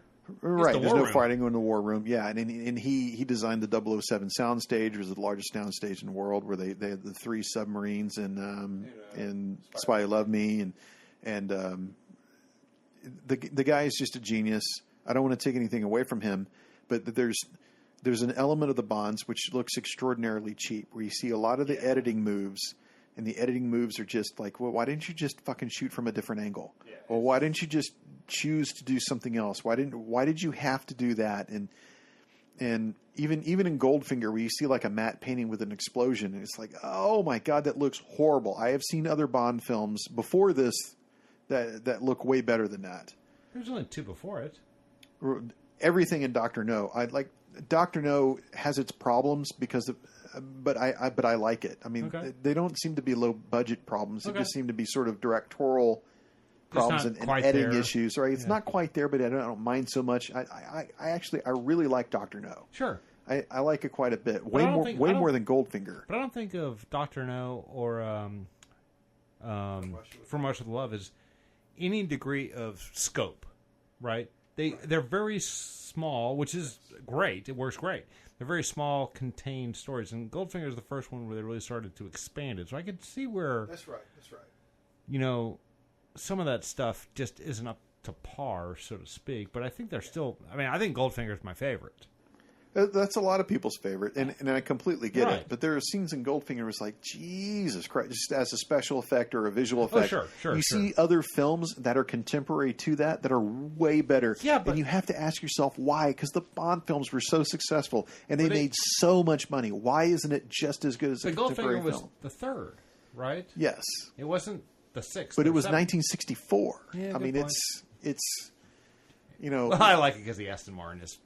Well, it's the bomb. Anytime the Aston Martin, particularly the DB5, comes out, you know, I'm in. You know, that's the bomb. It's fine. When Pierce Brosnan's driving it in GoldenEye, like and that was like the largest gap of a Bond was 5 years, right? So there's that. Live and Let Die is fucking horrible. Good theme song. The Man with the Golden Gun. Not any better. If anyone else had played Bond, it probably would have saved it. It probably would have been okay. If particularly so, they were talking to Timothy Dalton to take over the role in 1968. That long ago? Yeah, he was 25 years old, and he said no because he said no. Yeah, Dalton said no because he said that Bond should be middle-aged, should be about 40, 45. Okay, I believe that. I mean, that's probably right. And so he turned it down. When they offered it to him again in the late 80s, he accepted. Right, and I think those two movies were probably the two most underappreciated. Well, I have to tell you, after watching all of them, 25 movies in the span of 30 days, I am fucking convinced that his two movies are the best. Period. Including Daniel Craig's. And I love Daniel Craig as Bond. And I really like Casino Royale, and like the best. Full stop. Yeah, I think The Living Daylights and License to Kill are the best two Bond films. Full stop. They're pretty hardcore. They are. And that's my recollection. I think but there's also something in those two movies that you don't particularly have in any of the others except for Sam Mendes' two films, and that is a visual style that crosses several Bonds. Okay. So John Glenn directed 5 Bonds. So he's the one who's directed the most. For Your Eyes Only, Octopussy, View to a Kill, The Living Daylights, and License to Kill. Again, there's no saving any more film. Sure. Well, no, that's not true. I'm not. For Your Eyes Only is actually pretty good. I like For Your Eyes Only. I found Octopussy actually to be way better than I remembered it. If it wasn't for the title, it'd probably be well remembered. I don't even mind the title. It's silly. Well, that was the name of the short story. It's still silly. So, but if you had Timothy Dalton, Octopussy, I don't think it's a problem. Okay. A View to a Kill, there is nothing wrong with A View to a Kill except for Roger Moore and the blonde girl. Oh yeah. If you just replaced those two, that's pretty discouraging. It's a hit, you know. A hit meaning it's infinitely better than it is now. John Glenn seemed to be the only director until Sam Mendes that had a style that crossed the films in terms of he had very subtle tracking shots that focused the audience on a point of interest that happened with a cue from the score that was done exceptionally well, to the point toward it was almost annoying after repetitive viewings, because you're on the 5th film, you're like, yeah, I know, I get it. However, that style was completely lacking on all the other Bonds. Not just particularly Sure. that style, but a style. A style, period. Lewis Gilbert has no style. Guy Hamilton has no style. He did Live and Let Die. He did Goldfinger. Those two films have no style. It doesn't mean that Goldfinger isn't cool. No, I There's understand. plenty of it in Yeah, that cathedral of gold at the end. It's pretty dope. Like, that's amazing, right? But there's no panache. There's something about the way John Glenn follows Bond that is very moving and exciting. And I think he's a very underappreciated director because he only did 5 films. What did he do beyond? He didn't. Or is that it? That's it. It's really weird. He was a second unit director before that only on Bond films, but the career launching move, no pun intended, was he was the guy who figured out the logistics and shot the parachute opening in the beginning of The Spy Who Loved Me with the Union Jack on the parachute, which is pretty iconic. Like wow, yeah, right. It's pretty awesome. And was repeated in Die Another Day. Yeah. So there's that. Anyway, most of them are horribly cheap. There are even parts in GoldenEye. I think GoldenEye is pretty good. The last time I saw it, it's been a long time. It's pretty good, but there are a couple of things that are just sort of they just don't look right. That's the one with Xenia on the top, right? Yeah. No, Famke Johnson is amazing. Yeah. She's spoiler alert. Super hot. And that's another thing that another criticism I have of the Bonds. Anytime you put, for lack of a better word, a name as a Bond girl, it's like it ups the ante. Like Halle Berry showing up in Die Another Day, that was amazing. Okay. That was just simply amazing. Most of the Bond girls, I don't know. I bet you know more of me. I know them because they're Bond girls. I don't know them from any of I knew Halle Berry before she did a Bond movie, right? Gotcha. One of the exceptions is the girl in The Living Daylights. I can't remember her name, but she was remarkable as the actress in that role. Maude Adams, I only know because she's a Bond girl. She's the only one who played twice. But I don't particularly like her or her performance or anything, you know. But she has some really high cheekbones. Right. Eva Green, I know. Yeah. But I knew her before Casino Royale. Right. Because of... Why does it matter, though? I'm just saying that it seemed like when they found an actress who was already established... You know, Halle Berry had an Oscar before she was a Bond girl. Yes. Right? It seemed to make a difference. If you audit, like Jane Seymour had not done much before Live and Let Die, so she's kind of a bad example. But everybody knows that Jane Seymour was a Bond girl. True. That's kind of what I'm going at. Diana Rigg. I'm not really sure. Right, she was a star before she was a Bond girl. Yeah, but the Bond girls aren't Barbara Bach. Yeah, people knew her before she was a Bond girl. Right. But, maybe for the wrong reasons. It's one of those things where, it's a very strange, setup. The whole thing is the ultimate male fantasy, right? And that's not inherently bad, in my opinion. It gets a lot of criticism these days, but I don't know if that's inherently bad. It's kind of like, Thelma and Louise, which may be the ultimate male, fantasy of the ultimate female fantasy, right? Where Brad Pitt is a Bond girl, right? I don't know, but it's not one of those things where the Bond movies are like these. It's McDonald's. I know what I'm going to get. I know it's not great, but it shouldn't be terrible, and it is what it is. So I don't really look at them as art. And I'm using finger quotes, right? But that doesn't mean they're terrible. I don't know. I'm conflicted about it. Well, conflict is good. So what is your favorite Bond film and why? Goldfinger, because it is so iconic. I think the car and the story and the one-liners and Pussy Galore and everything about it is kind of what all the rest of them were built on. for better and worse. Not Dr. No? No, I think Goldfinger was the first one that really became a, quote, Bond movie, end of quote. There's not a whole lot of Dr. No disciples in the Bond litany of films. Well, you see a lot of Dr. No in, say, and I'm sorry to bring it up, sure, Austin Powers. Yeah, but that's not Bond. You know, I think it's one of those that if the series would have ended at Goldfinger, there's a lot of people out there who would probably be satisfied and say, man, they should make another Bond movie. You know, I think... Yeah, that's a fair point. I mean, I think so much of it just works. It's also cliche, right? Everybody loves Goldfinger. Yeah. No, Mr. Bond, I expect you to die. Right. But it's like the first time I can remember ever hearing a villain monologue. Oh, Gert Frobe, who plays Goldfinger, he's in Mr. Arcadin.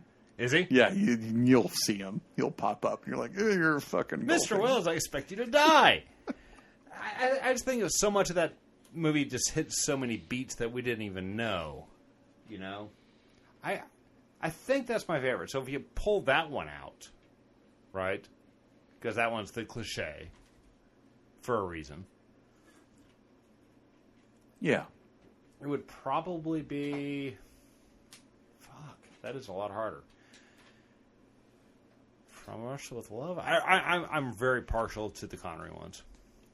Well, I remember when I was a kid and forevermore, people say, you know, there's only one James Bond, and that's Sean Connery. And I think they might be Connery's right. the best Bond, and that's been the consensus. I think they might be right.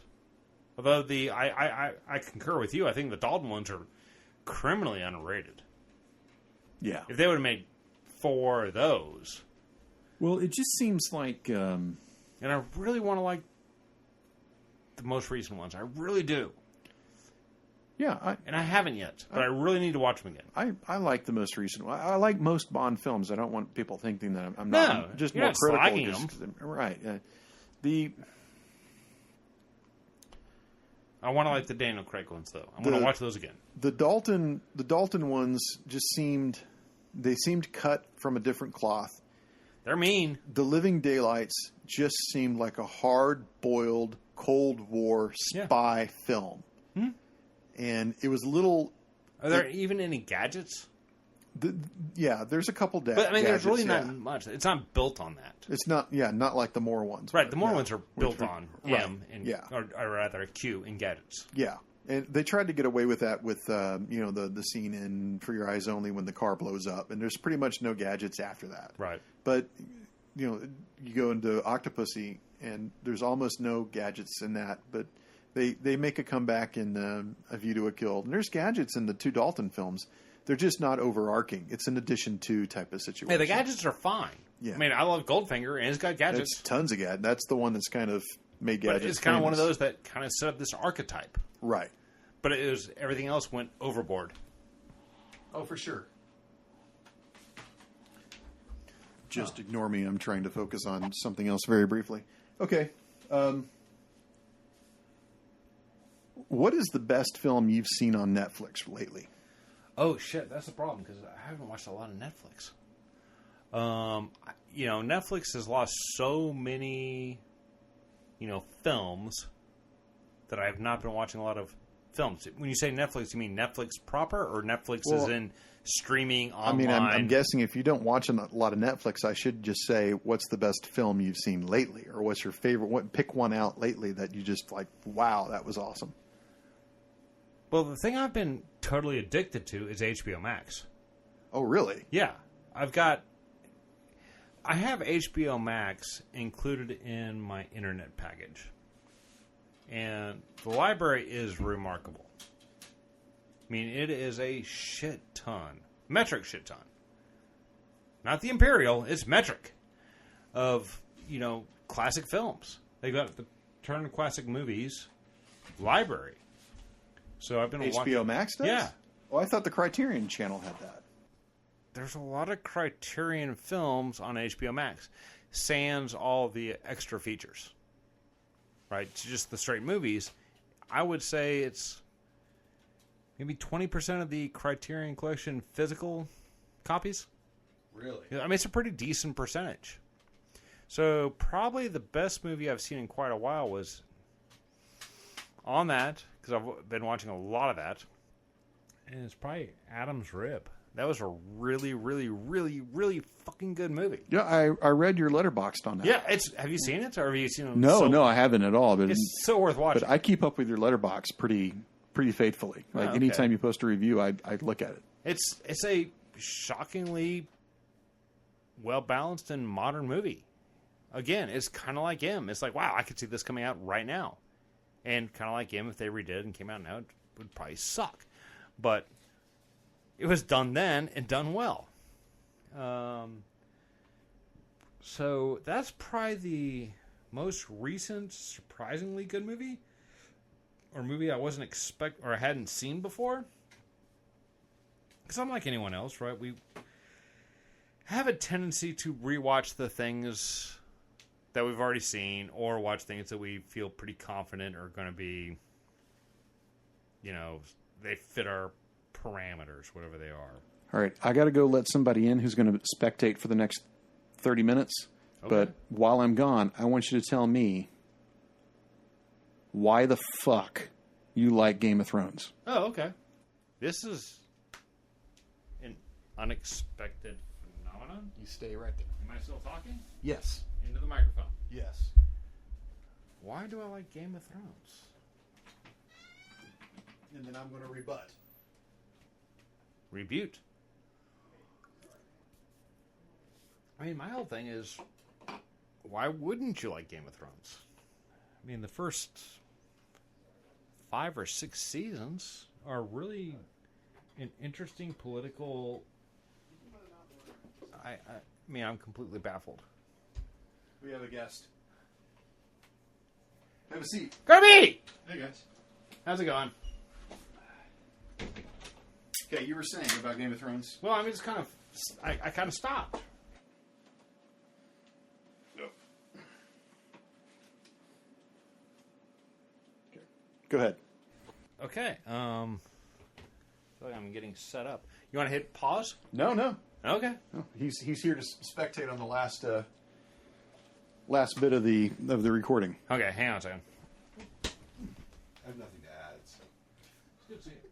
Good to see you too.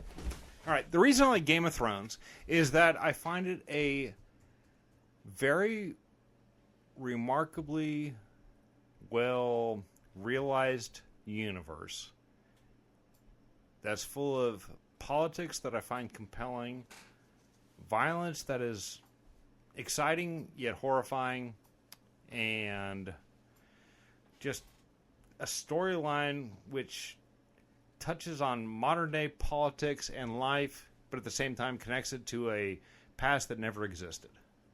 I think the people are beautiful and act correspondingly horrifically ugly, except of course for Natalie Dortman, who can do no wrong because she's probably top 3. Yeah, I liked her character quite a bit. Yes. Remarkable.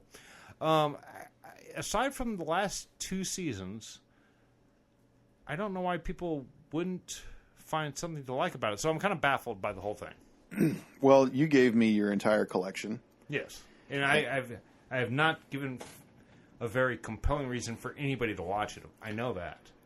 Well, that's okay. It's almost... Well, it's not up to you to tell. It's monoculture. It was a moment in time. Game of Thrones was a huge force in television history, or I guess you could say cable access history, in terms of what it did for HBO and what it did for popular culture. I'm absolutely not. You didn't like The Hound? I didn't like much about Game of Thrones. I wrote, actually, I kept a GOT diary in which I went episode by episode talking about how much I didn't like the show. What don't you like about it? And I'm going to post it on my website. It's about, I'm not shitting you, 25 pages. Okay. That's a lot of pages. It is. I'm going to proof it. And first it started with notes and then it started with paragraphs. So there's I've got major issues with the show, but I want to start off by saying I cannot believe the production value of the show. Yes, it is remarkably well done. It is unbelievable, and you see it increase over the seasons. That's actually part of my later criticism of it. Is there's a geography of space that's missing in the first half of the series, which the second half they're kind of playing catch up with, which is probably more than likely directly tied to and related to their budget per episode. So it's not that I necessarily fault them for that, right? King's Landing is a great stand-in for Constantinople, but it's not until probably the fifth or sixth season where that becomes very obvious. You have no idea of where things are in the city in relation to each other, and that becomes a hindrance to the story. And they almost rely on the opening credit sequence to sort of show you where things are. Yes, which is one of the genius beauty things about it.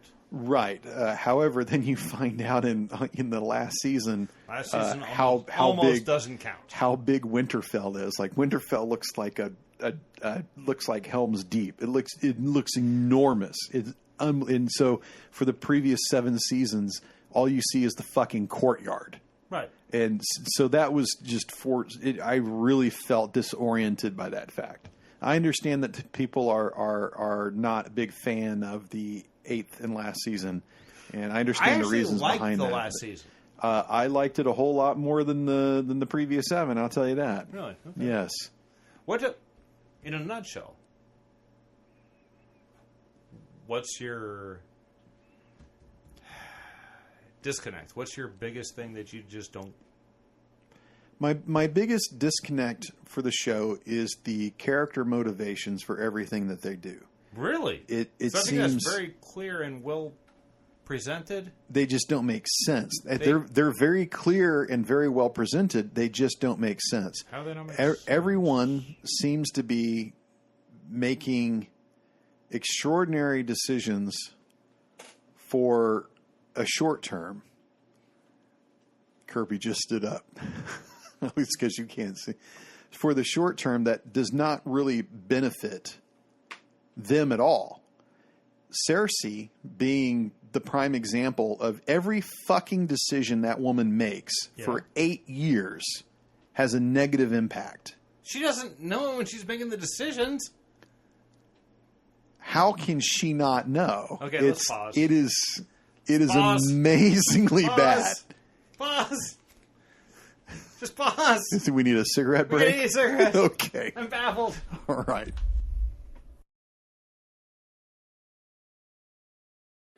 Okay, we're back from our sabbatical. Our friend Kirby showed up in the middle of it and wrecked everything. But there was a very interesting take right in the middle of Dave and I discussing how worthless Game of Thrones was. And I thought this was so fascinating that I asked Kirby to enlighten us with this wonderful story about meeting George R.R. Martin in Calgary. Yeah, so I was up there to visit. I don't remember what year that would have been. That would have been 2015, 2014. Yeah, 14 or 15. And I went to a book signing that he was doing there in Calgary. And he opened the book signing talking about how he had gone to do a signing in Texas once. And everybody immediately was kind of aggressive about it because the crowd wasn't very Texas friendly. And he showed up apparently, and there was a line around the store. And he got really excited, and then it turned out that the signing was there. The people were all there for Clifford the Big Red Dog, and they weren't there for him. And he was deeply offended by that. He was very disappointed, and being from Texas, I thought that was interesting that he would be offended by that. Not happy that some people showed up to see him or anything, but he was more upset about Clifford the Big Red Dog. So much so that that's how he opened his signing in Calgary, right? So he's clear up there talking about that, and then every time I've seen him at 2 or 3 signings, and I've read his bio and I've read most of what he's written. He talks quite a bit about his time in Hollywood as a writer at Beauty and the Beast, and and other things that he's done, and he seems to speak very fondly of that time. And my take is that everything he's done since then has been an effort to get back in the limelight. That he was kind of shunned by those people, and he felt felt excluded, and he has a bit of a chip on his shoulder about that.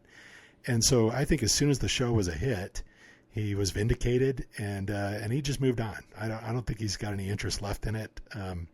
I immensely enjoyed the books and the show. I probably liked it much better than you guys did, but I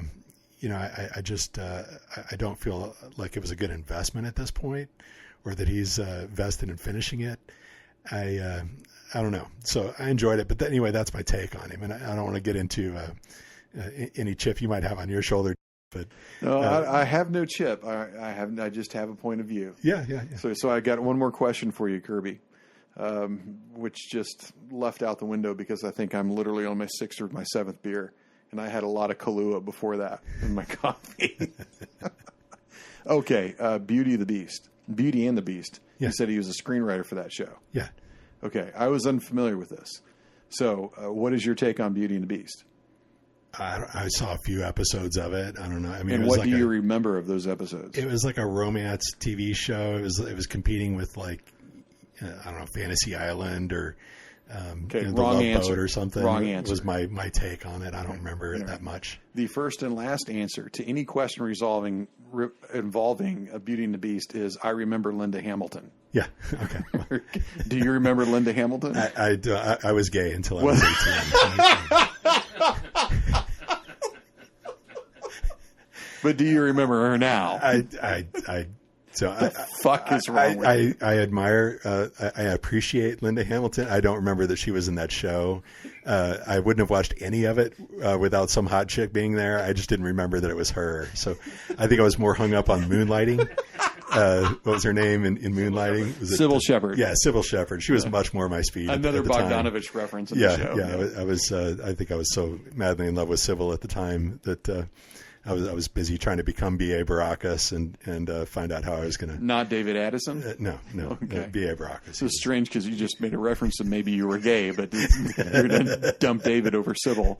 Well, Dave had to rein me in on the Linda Hamilton moment in Terminator when the love scene, right? I could probably just do a podcast just on Linda Hamilton because I think she's an amazing actress as well as being obscenely hot. Yeah, she definitely has a look, right? She's got a very different kind of physique and bearing that is attractive to a certain kind of latently homosexual. Yes, and the square and the square jaw is very hard to pull off these days, right? And Linda Hamilton, maybe Tegan Quinn, a few other people. Okay, and if she's liberal enough, maybe she's talking to George R.R. Martin right now about book 5. That'd be awesome. Yeah, okay. I could do with that. Is that how many books there are? Is there 4 books? I don't recall. I don't know if I'm really going to buy the next one yet. What's the next one? The Winds of Winter? I have no idea. Yeah, and it's I don't think it's going to come out. I don't know. Never. Yeah. Okay. I think he's lost interest. But thank you for letting me share my take on George R. R. Martin. Oh, absolutely. Yeah. No, I knew that it was going to be rich, and I wanted you to share it, and I appreciate it. All right, I got one more question for Dave, and then we're going to wrap up since this is going to be one of our shorter special editions. Dave, it was we're at an hour 38. Normally we run 2 hours. Oh, that was tremendous. Plus. Okay, so yeah. I don't know, about 6 months ago, Luke and I watched Point Break. Okay. Are you an FBI agent? No. I am not young, dumb, and full of cum. Are you 2 of the 3? At least 2. Okay. Last Sunday or Monday, we watched Zero Dark 30. Okay. So, Near Dark, Point Break, Strange Days, The Hurt Locker, Zero Dark 30. You seen those? I believe I actually have seen all of them except for Hurt Locker. Okay. Why aren't we, as film fans collectively, not you and I, right. Maybe you and I if we think about it, but why aren't we talking about Kathryn Bigelow more? Well, primarily because she has not had that really big hit. I mean, she won the Oscar with Zero Dark 30, right? Well, she won it for Hurt Locker. Or did she win them? Did she win them both? I'd have to go back and look. Ooh, okay. But, I mean, her movies are really, really, really good, but she is not prolific. Okay. right? So there isn't a Kathryn Bigelow movie every 3 years that redefines action expectations. She does a lot of TV in between. She does, but who pays attention? Right. I mean, sure, people do. I just don't. I think she's exceptionally gifted and should absolutely do more. And this is really unexpected and weird. Give me that. Well, you need to speak into the microphone more. Sorry about that. That's all right. I think it's as much as that as anything. There's two things missing. There's no signature flick. There's no signature really sequence that you can point to and say, "Oh, that's a maestro." And the second one is that it's just not often enough. Okay. I mean, Cameron isn't very prolific at all. Right. But he's got more than a few sequences you could look at and say, "Oh, that's a Cameron film. Get it." Okay. You know. Okay, I'm willing to buy that. I just we will endlessly talk about James Cameron, and I don't know how many times I've seen Terminator, True Lies, The Abyss.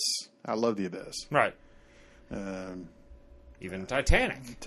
I've seen Titanic a handful of times. Avatar. I'm just not a fan of those two. Sure, but it's remarkably professional. It's really well done. It's excellent entertainment. I would hope that every film would be at least as good as those. And you don't need those type of budgets. But if I'm going to take Terminator Near Dark, Terminator edges Near Dark out. For sure. Not the original.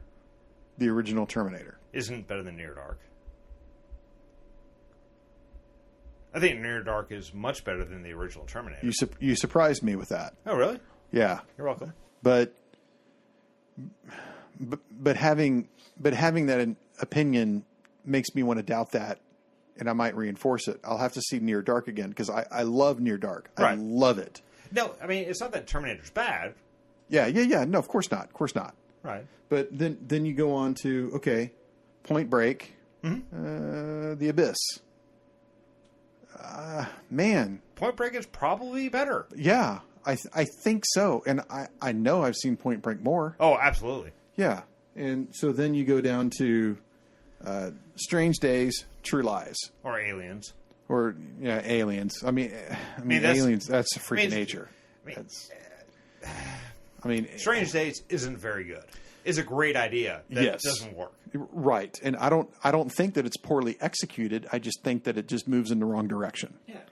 Right. But I have a fondness in my heart for Strange Days because of the several things that are in it. Right. Right. The plot device, Ray Fiennes, and the incredibly horrific rape scene, things like that. Oh, that's not your favorite. Okay, sorry. No, not at all. No, but it is one of those where it's a good idea. It just doesn't work. Right, the brainstorm type of technology. Yeah. Brainstorm also didn't work. Yeah. Yes, that separate topic. Hurt Locker, Zero Dark 30. I haven't seen it. Hurt Locker is definitely better than Titanic. Well, Hurt Locker won an Oscar for Best Picture. So what? Best Picture and Best Director. Best Picture and Best Director. And Cameron won Best Director for Titanic. Yes. And Best Picture. Yes. Right, which surprised no one. No. I think. It was way too popular. Yes. It's good. It's good. It's good. It's not the best ever, but it's fucking good. It might be a good movie. It was definitely a good movie. I guess I have to watch it again. Sure. Because I just... Is it ham-fisted? Is it on the nose? Is it Does it star overly David dramatic? Warner? What's that? Does it star David Warner? Is David Warner in that? Yeah. Oh, he is. He's the butler. It has Billy Zane, though. Billy Zane. Billy Zane always wins. You should listen to him. He's a cool dude. I don't know. I found myself watching Jessica Chastain's performance in Zero Dark 30, becoming very aware of this girl who evolves over time, who has replaced her life with a mission, and you see her go through several stages of emotion. Sure.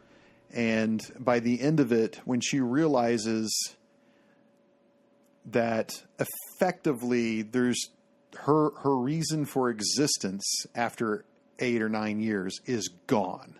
That there's nothing. She never thought about anything else. And I just don't think that another director in the same circumstance could have gotten that performance out of her. Not to say that Chastain is not a good actress or et cetera, et cetera. I think she's exceptional. I was really, particularly because I'd like to think of myself as a patriot too, and that was a horrible crime. And I like everybody else, got up in the middle of the night and say, "Fuck you, motherfucker! I'm glad you're dead." And I wish I could buy a beer for the son of a bitch who put a bullet in your fucking head. You know, I think a lot of us said that night. I was very wrapped up in the story of Zero Dark 30, of the story of that person that I hope a lot of us want to be, which is that patriot that serves their country. And a lot of us don't have the guts or the gumption to be that or to do that. And she did it, or at least that character did it. I found that to be amazingly compelling about a film that not a lot of people talk about. It's just that it's that film about the raid on Bin Laden's compound. Yeah. That's all it is. Right. It's not what it is, but that's how it's remembered. And in the past 15 years, what has James Cameron done? Oh, it's been a long time. Yeah. And Avatar, Zero Dark 30. I'm going to choose Zero Dark 30. Avatar, The Hurt Locker. I'm going to choose The Hurt Locker over Dances with Aliens. Sure. Avatar, Strange Days. Avatar. Draw. Nah, Avatar's better. I don't think so. It is. It's better. I don't think so. I mean... Mostly because Strange Days isn't that good. Titanic... Zero Dark 30. So what exactly is the question? Who's better, Cameron or? Man, I'm just gonna go with that. I'm gonna ask the fucking question: Bigelow or Cameron? Because past week, probably Cameron because his highs are higher. Meaning, The Abyss, Terminator, True Lies, Terminator 2, Aliens. Aliens is a freak of nature. Yeah, so it's one of those where the highs are higher. But Aliens is kind of, you remember the conversation we had about Fincher, we were just going to ignore Alien 3, like it never happened. It's almost the same situation. I wish they would have made an Alien 3. Would have been nice. But I wish Bigelow would have made Alien 3. Sure. That would have been good. Right. I think Bigelow is a better director. Okay. And I think that's not acceptable to a lot of the film community. Oh, I don't know if that's the way I would phrase it. I think what you're saying is most people wouldn't agree as opposed to being acceptable. Oh, okay. But I think that Cameron's highs are the highest, right? Because in regards to significantly impressive or influential action films, there's McTiernan and then Cameron. So if you're looking at a consistency perspective, the argument for Bigelow is very compelling. But from the high of highs, is like, who's a better director? Francis Ford Coppola or say Kathryn Bigelow? Yeah, choose one. I mean, she is definitely more consistent. Than Coppola? Yeah. Oh, yes. But she's not better because his highs with those 4 movies are, astronomically higher. And I think the same thing is true with Cameron. Can I propose a tiebreaker? Sure. Kirby proposes a tiebreaker. Okay, so can I rephrase do you want to speak into the microphone, sir? Okay. So if I rephrase the question... Oh, hold on. You got to get to the microphone or we're not going to hear it. So if I rephrase the question that you're asking, right? So when I think about it, with Cameron, that's a very immersive experience, right? I've been there and I've lived it. Everybody goes there. They all live it together. And so it's something that's kind of a cultural event. Yes. And now I've been there and I've been through it, right? With Bigelow, I want to watch it again. And so I'll rewatch her movies more than because I think maybe there's something I missed, right? I didn't miss anything in the experience of Titanic or Avatar, right? And so I've rewatched The Abyss once or twice, but I'm not going to watch Avatar again. I'm not going to watch Titanic again. Right. I lived that. I will watch Zero Dark 30 again. So does that weigh into the question of who's better?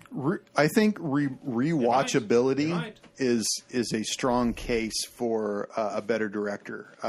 Dave and I are in love with this podcast called The Rewatchables, which Bill Simmons hosts off theringer.com.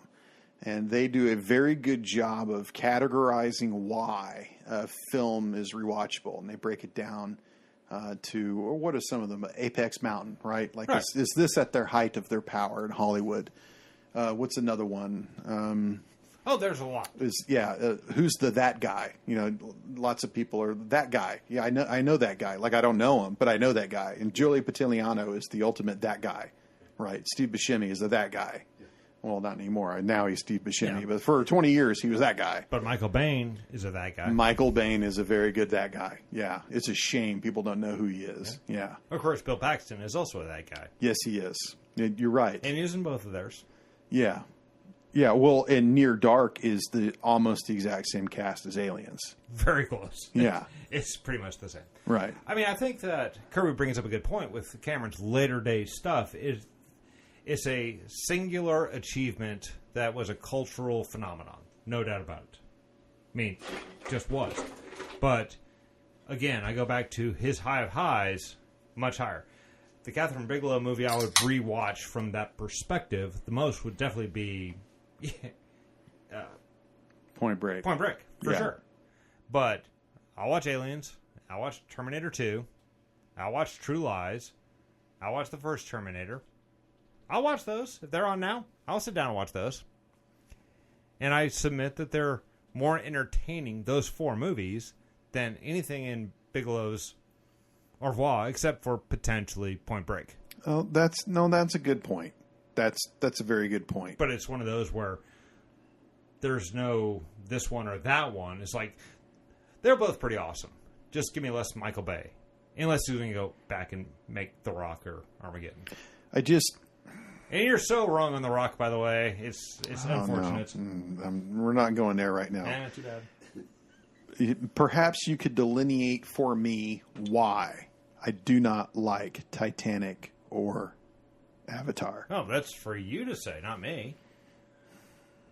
But out of everything that James Cameron does, I'm sold.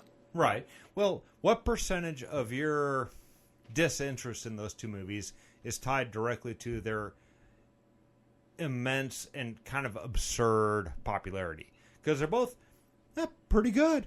They're not great, but they're pretty good. Well, I mean, it's nothing against the production value of the film. When it comes to Titanic, for example. That second half is pretty good.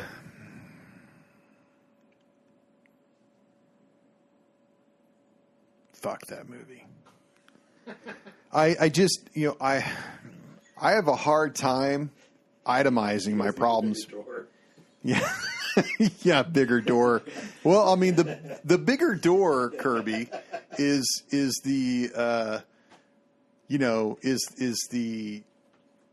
small exhaust port right below the main port aspect of Titanic, which I don't mind. Yeah, doesn't bother me. The weakest link does not necessarily bother me, or I love you, Jack, I'll never let you go by.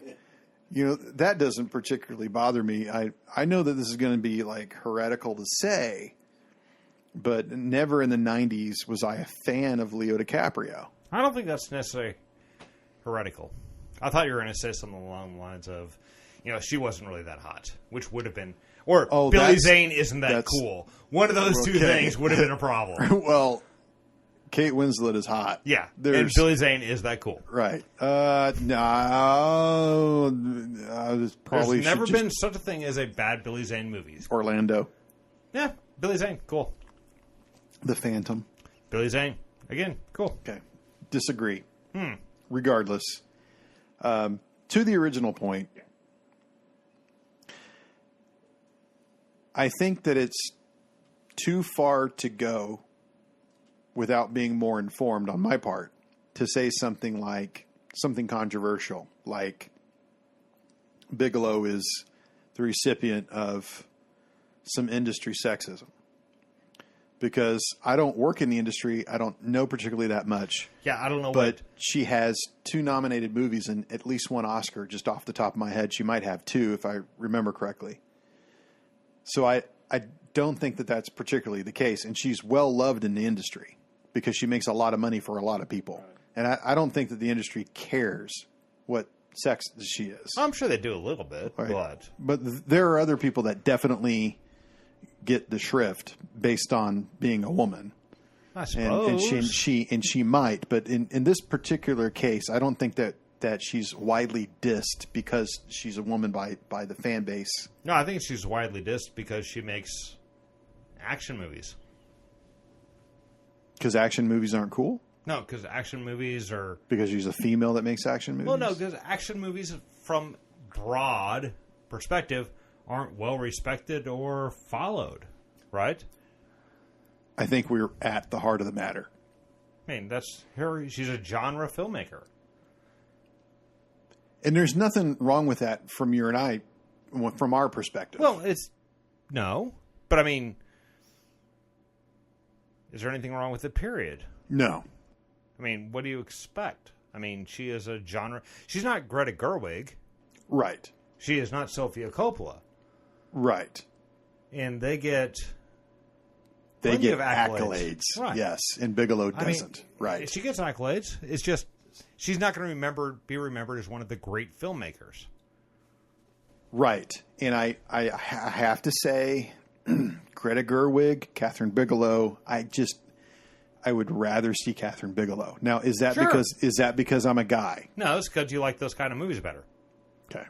Would you rather watch a John McTiernan flick or a Milos Forman? John McTiernan. All right, there you go. Yeah. Nothing wrong with Milos Forman. No, they're very good. Yeah. Okay. You helped me work through that. I don't know if I did, but you're welcome. That was a very disturbing part of my persona that I needed to face, and you helped me get through it. I appreciate that. Not a problem at all.